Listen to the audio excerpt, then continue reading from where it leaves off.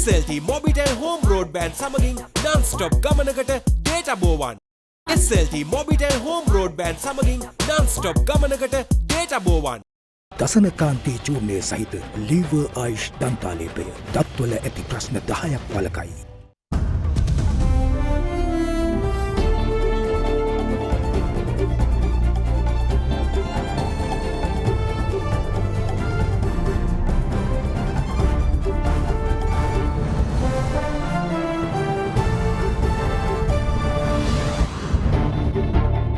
Tonight, operations begin. The Lotus Tower opens its doors to the public from today, allowing people to enjoy a wider range of experiences. Calls for commitment. US Senator Patrick Leahy says Rajapaksa family enrich themselves at the cost of the Sri Lankans, adding that the island nation needs a government that is committed to ethnic tolerance and equitable economic development. No more. India does not plan to provide fresh financial support to Sri Lanka on top of a nearly $4 billion assistance it has extended this year. All this and much more coming up tonight on First at 9, this Thursday the 15th of September 2022. Vindiyara milliliter CA smart pack එක රුපියල් 85ට දැන් වෙළඳ පොලේ. From AdaDerana, this is AdaDerana First at 9, live from Studio 24 in Colombo. Good evening and welcome to AdaDerana 24's English News. I'm Andrew Bernard. Now in your top story for tonight, the Colombo Lotus Tower opened its doors officially to the general public today. People can now enjoy a wide range of experiences inside the tower by purchasing a ticket and adhering to the rules and regulations set by the company handling its operations, the Colombo Lotus Tower Private Limited. Speaking to AdaDerana English News, its Chief Administrative Officer Prasad Samarasinghe said its observation deck on the 7th floor and the revolving restaurant on the 5th floor of the tower podium will provide a novel experience to Sri Lankans. He also said most businesses at the Lotus Tower will commence by December as vendors on board are in the process of setting up their ventures inside. The Colombo Lotus Tower, South Asia's tallest structure, which is located in the heart of the commercial capital, commenced operations officially today. The public is now allowed to visit the tower by purchasing tickets priced at either 500 rupees or 2000 rupees. For a foreign national, the ticket will be $20. Those who purchase a ticket at 2000 rupees will be given the opportunity to enter the premises without standing in queue. 2000 rupee ticket holders are also permitted to go up to the top of the tower multiple times during a single entry. However, those who purchase 500 rupee tickets will be allowed to visit the top of the tower just once. The base of the Lotus Tower consists of 3 floors, with the first floor comprising an entrance hall, VIP lounges, restaurants, a shopping area, souvenir shops and commercial banks. An exhibition hall and visitor area is located on the 2nd floor, while a meeting center and administration office of the tower is located on the 3rd floor of the base. The tower podium that forms the lotus shape of the tower has 8 floors in it. The 1st and 2nd floors will comprise of TV and radio transmitter plants and control rooms. The 3rd and 4th floor of the Lotus Tower consists of 2 banquet halls. The banquet hall on the 4th floor is capable of accommodating 1000 guests. A revolving restaurant is located on the 5th floor, while VIP rooms are available on the 6th floor. The observation desk, which is located on the 7th floor, is expected to attract thousands of tourists who can witness a panoramic view of the city of Colombo from an elevation of 280 meters. Colombo Lotus Tower is open to the public now. We have opened the observation deck and also to get an experience at the revolving restaurant. And we have a carnival outside and as well as food carts and all those things are there for you all to enjoy the carnival also and music. We are opening this in 3 phases. That is, we open only the observation deck and the carnival and the outdoor areas for entertainment today. A lot of vendors are now on board. They will take about 2-3 weeks to open their restaurants. Some people will take about 2 months. So that will be the second stage. That means day by day it will open to the public gradually. Majority things will be open to the public by end of December, including the bungee jumping. But people must realize that we can't open everything together because this company was given this opportunity that is only on the 8th of August. So within a month and 1 week we have got this open to the public without keeping it closed. So come and enjoy. Now, US Senator Patrick Leahy, addressing the United Nations General Assembly, claimed before the Council that the Rajapaksa family had enriched themselves at the cost of the people of Sri Lanka, while ruthlessly silencing their opponents. He added that the island nation now needs a government that is committed to ethnic tolerance, equitable economic development, human rights and justice. The senator made these remarks at the UNGA whilst presenting a resolution calling for a comprehensive international approach to address Sri Lanka's current political and economic crisis. Chairman of the US Senate Foreign Relations Committee, US Senator Bob Menendez, along with Senators Dick Durbin, Patrick Leahy, and Cory Booker, introduced a new Senate resolution calling for a comprehensive international approach to address Sri Lanka's current political and economic crisis, including challenges related to poor governance and economic policy under the Rajapaksa's family rule. The new resolution was presented to the United Nations General Assembly that convened in New York for its 77th session. Chairman Bob Menendez said that the international community must continue to provide robust support and ensure that accountability for war crimes and respect for human rights in Sri Lanka remains top priorities as the country grapples with its worst domestic crisis since the end of its civil war. He appraised the efforts of the Biden administration, Quad partners, and the IMF in providing critical humanitarian and economic assistance. The chairman of the US Senate Foreign Relations Committee, Menendez, then affirmed their commitment to work with the Senate to advance stability and prosperity in Sri Lanka and the broader region. Meanwhile, Senator Leahy said that the Rajapaksa family enriched themselves at the expense of the Sri Lankan people, ruthlessly silencing their opponents, inciting ethnic tensions, and leaving the country in economic shambles. Senator Leahy added that Sri Lanka needs a government that is committed to ethnic tolerance, equitable economic development, human rights and justice. In a resolution presented by the senators, it states that Sri Lanka's governance under President Gotabaya Rajapaksa was highly corrupt, nepotistic and lacked transparency. As such, the Senate, through the resolution, expressed their support towards the peaceful, democratic and economic aspirations of the Sri Lankan people. They also urged Sri Lankan President Ranil Wickremesinghe to work with opposition parties on behalf of all Sri Lankans, including Tamils, Muslims and other religious and ethnic minorities. Now, the Managing Director of the International Monetary Fund, Kristalina Georgieva, said that the creditors have a responsibility and an interest in assisting borrowing nations to make the repayments possible. She made these remarks emphasizing that the larger the proportion of loans given by a creditor nation, the larger their responsibility as creditors in enduring the situations and making sure that the countries don't explode.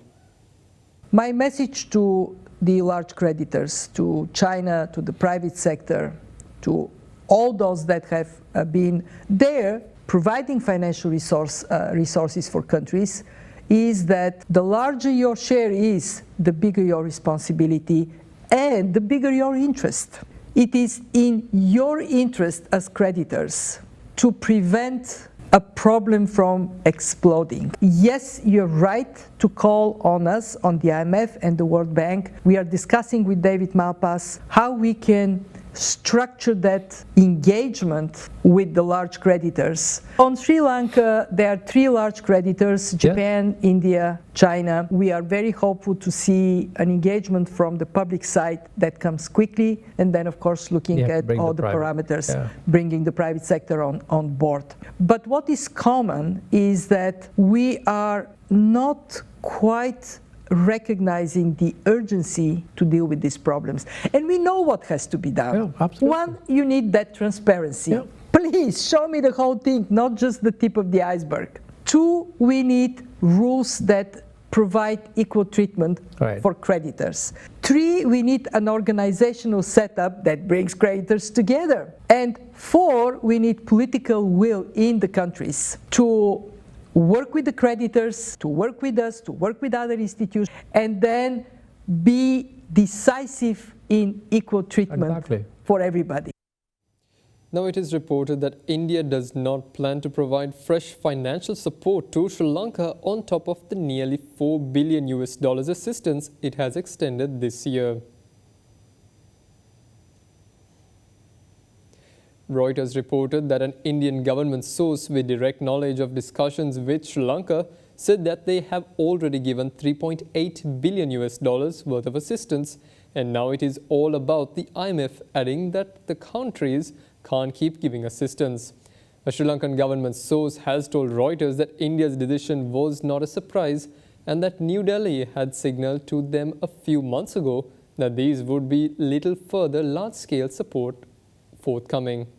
The source, however, said that India would be invited to a donor conference that Sri Lanka was planning to hold with Japan, China and possibly South Korea later this year.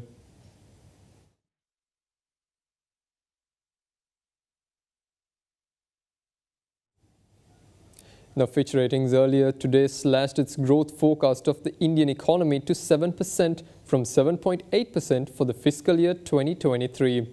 This decision was taken by the agency considering the current global economic growth forecasts.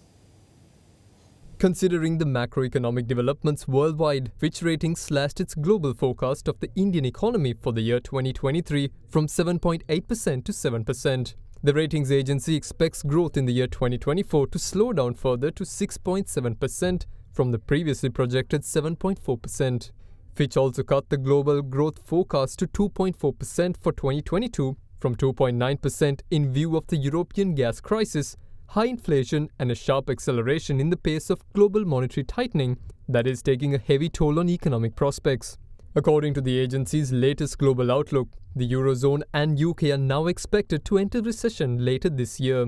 The firm further stated that the manufacturing PMI index also recovered strongly in July and remained upbeat in August, with the Reserve Bank of India saying that domestic activity remains resilient. Nevertheless, the economy is expected to slow down given the global economic backdrop, elevated inflation and tighter monetary policy. Fitch cautioned that even though inflation moderated in August, the risk of food inflation persists. It pointed out that core inflation, which excludes food, fuel and electricity, remained elevated at 6%, while inflation expectations have also stayed high. The RBI's latest survey of household inflation expectations eased in July, but expectations are far above pre-pandemic levels. The rating agency further stated that destabilizing inflation expectations could risk triggering second-round effects. Fitch expects the central bank, which has already tightened the policy rate by 140 basis points since the beginning of this year to 5.4% in August, to continue with hikes in order to take the rate to 5.9% by the end of the year. Stay with us for more news on the other side of this short break.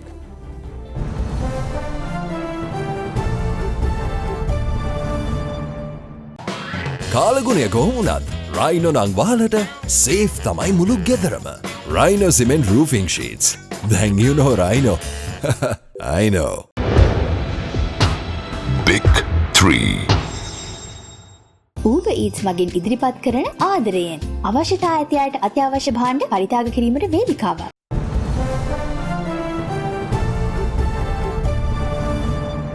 Welcome back.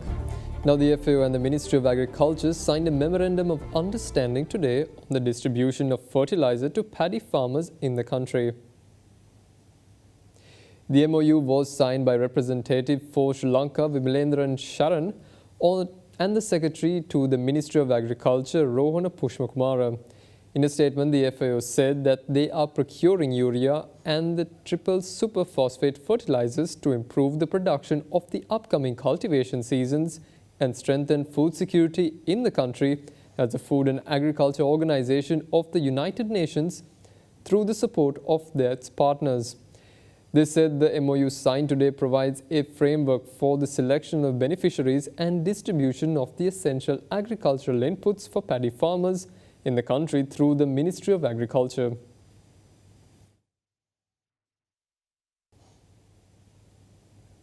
Now, the Japanese ambassador to the country, Mizukoshi Hideaki, says the Japanese Ministry of Economy and Trade estimates a shortage of around 450,000 of its engineers by 2030. Addressing an event in Colombo yesterday, the Japanese envoy said such a shortage will make a sizable job opportunity available for young Sri Lankans as they graduate in the coming decade in Japan, adding that it will also boost the Japan-Sri Lanka economic relations. It is no doubt that human capital plays a key role in the economic growth At present, the Japanese government is paying considerable attention to investment in digital transformation and digital revitalization through regional revitalization through digital technology as one of the pillars of growth strategies. However, there is a grave shortage of human resources in the field of information technology to cope with the challenges we are facing in Japan. As per the estimations by the Ministry of Economy, Trade and Industry of Japan, there will be a shortage of around 450,000 IT engineers by year 2030. In other words, there will be a sizable job opportunities for young Sri Lankan IT graduates in the coming decade in Japan. And I believe this will boost Japan-Sri Lanka economic relations.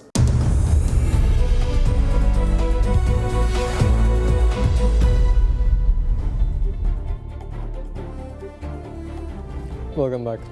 Now, according to the mid-year fiscal report issued by the Ministry of Finance, India was Sri Lanka's largest bilateral lender for the first 4 months of this year, with India providing $377 million to the island nation. During the same period, Sri Lanka was disbursed with a total of $968 million. Of the sum, India and the Asian Development Bank constituted the largest portion of, accounting up for up to 76% from the amount disbursed from this time. As per the Ministry of Finance's mid-year fiscal report for the year 2022, the total disbursement of foreign loans during the first 4 months of 2022 stood at $968.1 million. Of the $968.1 million, $432.1 million was received via multilateral loans, with the ADB providing 83.2% of it. The World Bank, the OPEC Fund, and the International Fund for Agricultural Development provided the remaining 16.8%. The loans disbursed bilaterally during the time amounted to $536 million, of which India provided $376.9 million. This made India Sri Lanka's largest bilateral lender from the 1st of January 2022 to the 31st of April this year.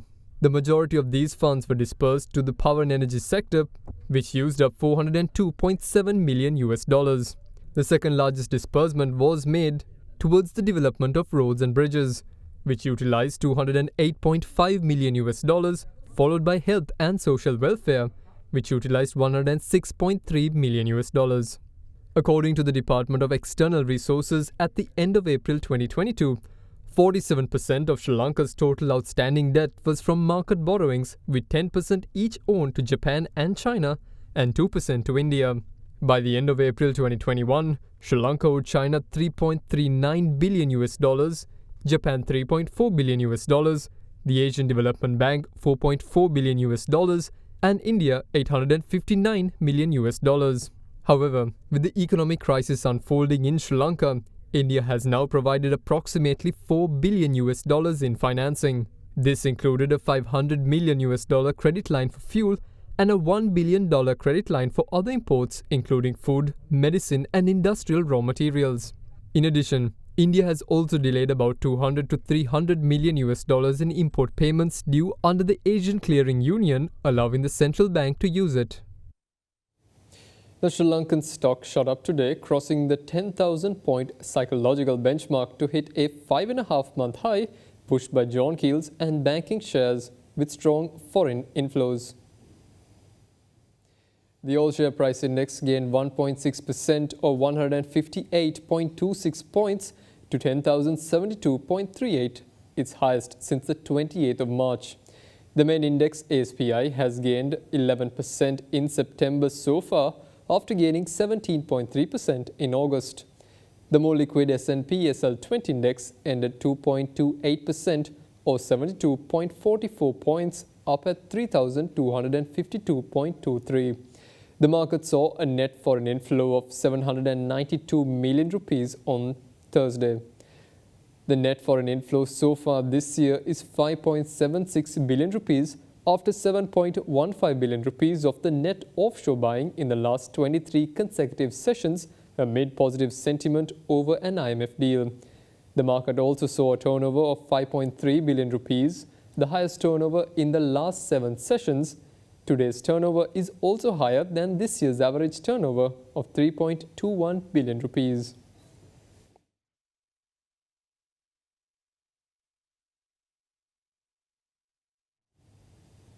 Now, the consensus reached by a Bloomberg survey states that China is on track to face its worst economic downturn since 2020. This is due to China's strict COVID-19 zero policy, a housing market collapse, adverse weather conditions, and a few other macroeconomic factors. Months after China's government set ambitious economic targets for the year, growth has slowed so sharply that several major banks did not even think 3% is achievable anymore. Growth projections have come down steadily since March, when the official target of around 5.5% was disclosed. The consensus in a Bloomberg survey is for the economy to expand 3.5% this year, which would be the second weakest annual reading in more than 4 decades. Forecasters at Morgan Stanley and Barclays are among the predicting even slower growth as risks mount in year-end. A housing market collapse, drought, a weak demand both at home and overseas, and a strict COVID-19 zero policy have all undercut growth. And that's all we have for you this evening. Join us again tomorrow at the same time. Good night.